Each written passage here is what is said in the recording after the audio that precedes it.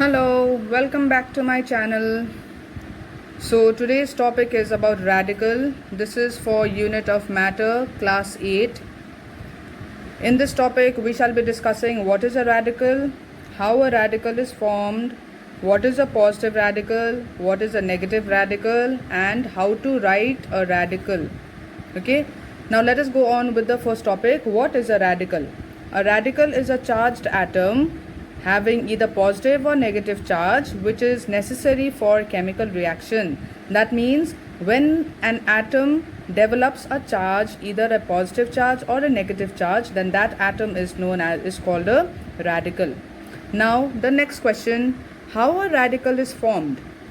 A radical is formed when an atom of an element, it accepts or donates electrons to fulfill the duplet or the octet state.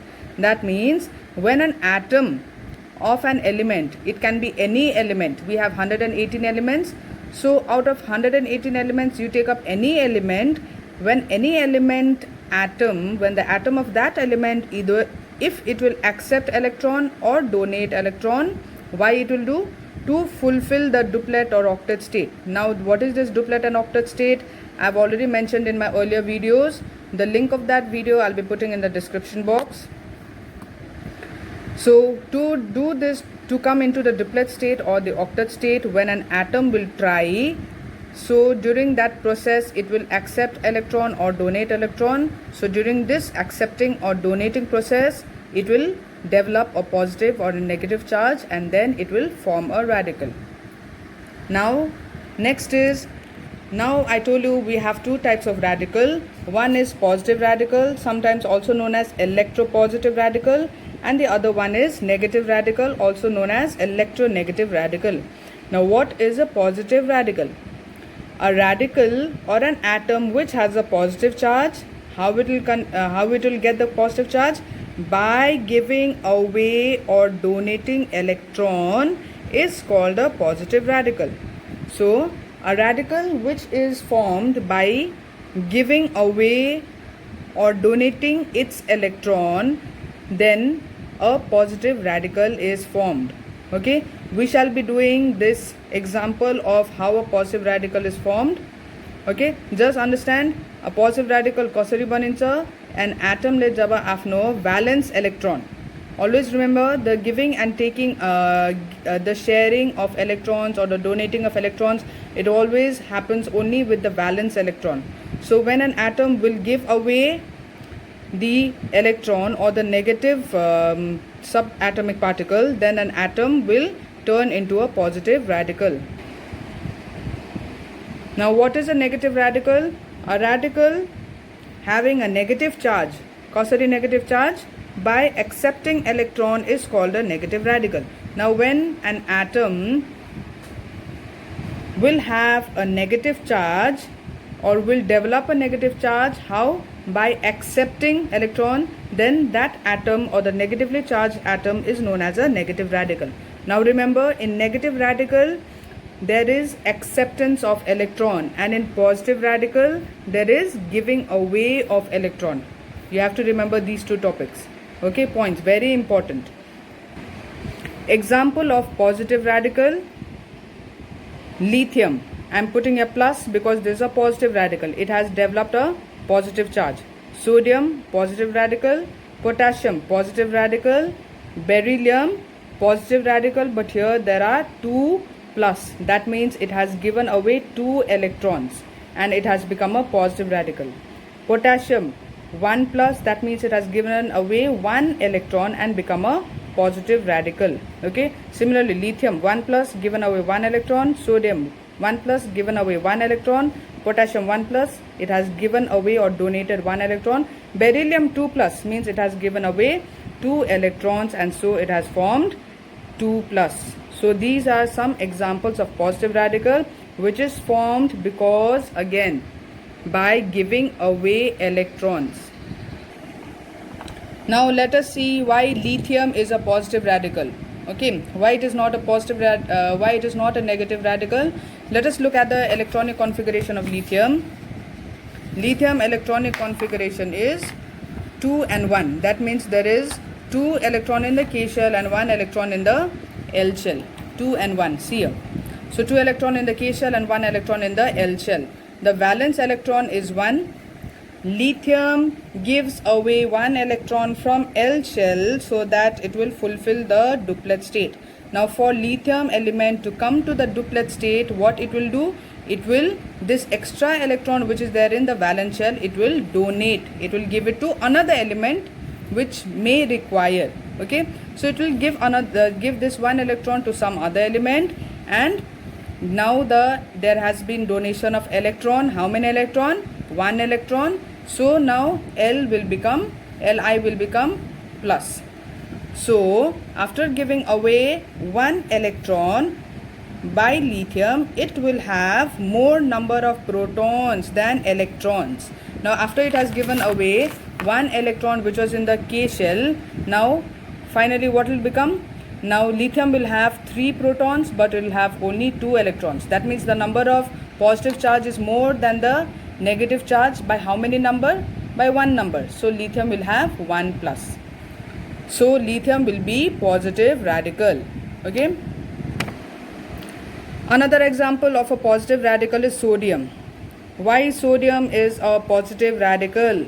Sodium atomic number is 11.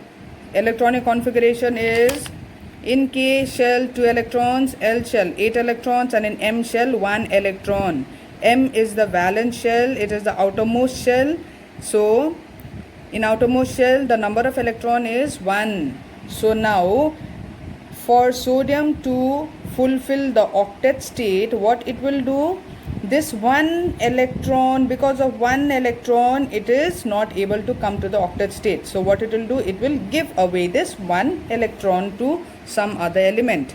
Sodium gives away 1 electron from M shell so that it will fulfill the octet state. So see what I told you, 1 electron, it is going away. So when this 1 electron will go away, M shell will be empty. So M shell will collapse. So ultimately, after giving away this 1 electron, and when the M shell will collapse, finally sodium will have what? It will have only K2 and L8, 2 electrons in the K shell and 8 electrons in the L shell. Now it has fulfilled the octet state after giving. So now what will happen here? Sodium will become 2, 8. That means 2 in the K shell and 8 in the L shell after giving 1 electron from M shell.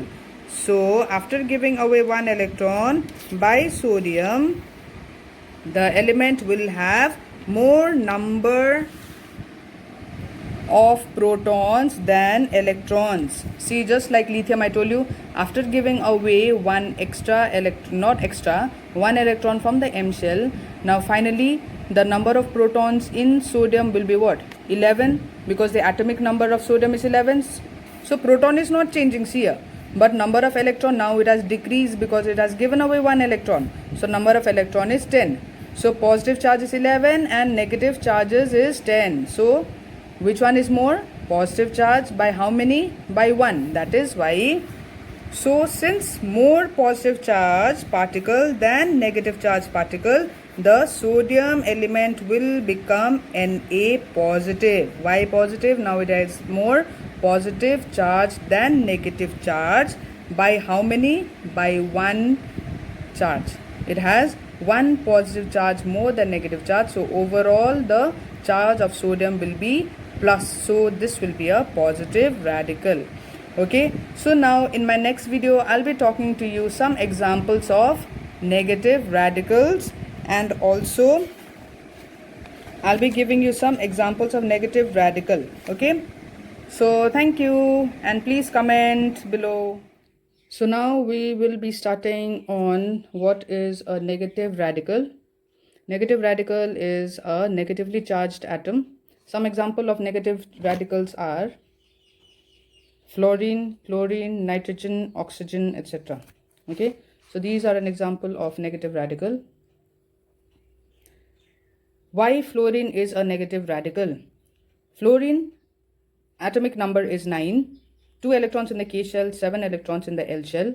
Since L is the valence shell for fluorine, the valence electron number is 7. Now there are 7 electrons in the valence shell, so it is not following the octet rule. For fluorine to follow the octet rule, there should be 8 electrons in the valence shell. Now to become 8, fluorine is lacking 1 electron. So now if fluorine will accept 1 electron from some other element, then fluorine will follow the octet rule by having 8 electrons in the valence shell. So fluorine requires 1 electron in L shell to fulfill the octet state. So after receiving 1 electron from another element, it will become F. Fluorine will have 2 in the K shell, and now after receiving 1 more electron in the L shell, now total number of electron in the L shell will be 8. Now it is fulfilling the octet state. Now the fluorine atom is stable. Okay, so now how many electrons fluorine took or accepted to become the octet state? 1 electron. So that means after accepting 1 electron, fluorine will have 1 negative charge more than the number of positive charges. So that means fluorine will have total number of proton 9 because it is the atomic number of fluorine. But after accepting, the total number of proton will be 9 but electron will be 10. So that means negative charge is more than positive charge by 1 number. That is why fluorine will have 1 minus. Chlorine, it is the same. Chlorine atomic number is 17. So when we write the atomic number of chlorine, it will be 2 in the K shell, 8 in the L shell, and 7 in the M shell. So valence shell of chlorine has, see here, valence shell of chlorine element will have 7. So this is also not following the octet rule. So now to become in the octet rule, to have 8 electrons in the M shell, that is the valence shell, it will require 1 electron more. Okay, so after receiving 1 electron, it will have the new configuration of 288. So that means to come into the octet state or to fulfill the octet state, chlorine requires 1 electron. It is accepting 1 electron. So chlorine will now have 17 protons but 18 electrons. So number of negative charge is more than the number of positive charge. So chlorine will have only 1 minus. Okay, so we'll have a negative charge. So this is the negative radical. This is a chlorine radical having a negative charge. Okay, if 1 electron is received, then it will be -1. Here only minus is there, nothing is there, means I can write -1. It is understood. Minus means it is -1. Okay, but sometimes for an element to fulfill the octet state, it will require 2 electrons. It depends upon the element. There are some elements which will require 2 electrons in the valence shell. Like example, oxygen. Oxygen, it has 8 electrons, 2 in the K shell and 6 in the L shell. So when this happens, oxygen will, to follow the octet rule, oxygen will take 2 electrons from somewhere else. It will add to the valence shell. So oxygen requires 2 electrons to fulfill the octet state. So the oxygen element will have like this. Chlorine is -1 because only 1 electron is received in the valence shell. Oxygen is -2 because for the oxygen element to come to the octet state, it will require 2 electrons received in the valence shell. Oxygen is having 2 more electrons, so there is increase of 2 negative subatomic particle. Okay, when we compare the protons of oxygen and the electron of oxygen, electron is more. After receiving, electron is more than proton by 2, so we'll have -2. Similarly, when we do like this only for nitrogen, when we distribute in the electronic configuration and see how many valence electron is there, how many it will require to donate or to receive to come to the octet or the duplet state, then for nitrogen we will see that it will require 3 electrons to come to the octet state. So nitrogen is accepting 3 electrons, so the valency of nitrogen is 3, and nitrogen is a negative radical because it is accepting 3 negative charged particles. Okay, so this is how positive radical and negative radical is formed. Positive and negative radical, it is very important because always a positive radical will attract a negative radical. That means always whenever there is a molecular formula, we will have one element which is a positive radical and another element which is a negative radical. Okay, there has to be opposites in a compound or in a molecule. If it is of 2 different element, if it is molecule of a 2 different element, then these 2 different elements, one of them has to be a positive radical and the other one will have to be a negative radical. Then only a proper compound will be formed. Okay, so thank you students, this much for your positive and your negative radicals.